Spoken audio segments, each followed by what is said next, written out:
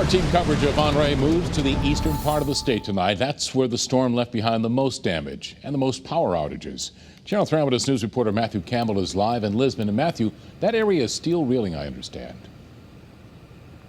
Yes, Kevin, it is. Between Lisbon and Canterbury, there are more than 1,500 people in the dark at this hour. And a lot of that can be attributed to how many trees there are. You can take a look at the ground.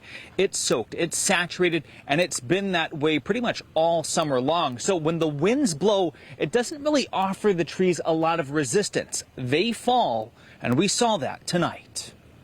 Just had that great big bang. And when we looked out, I opened up the door, and there's the tree laying. Tropical Storm Henri wasn't a direct hit on Connecticut, but don't tell that to Felix Prokop. His roof was pierced by this white pine. There's about 4 or 5 holes from the branches in there. The tree came crashing down during the height of the rain and wind late this morning. The saturated ground gave the pine no help when Henri's tropical storm gusts started to rip through the dense woods of eastern Connecticut.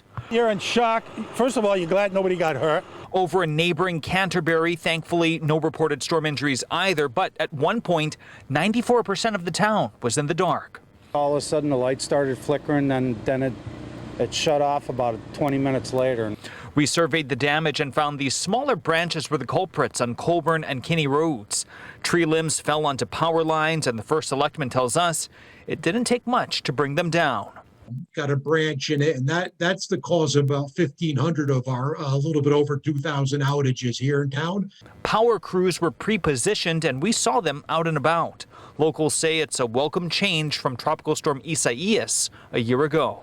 The situation I think that they had last year has caused them to up their game a little bit with the fines and stuff. And as Susan Raff was reporting, that fine, $29 million levied by the state earlier this year. And as we toured Lisbon, a lot of that town does have its power back. But Governor Lamont expects that 90% of all outages will be restored by nightfall Monday.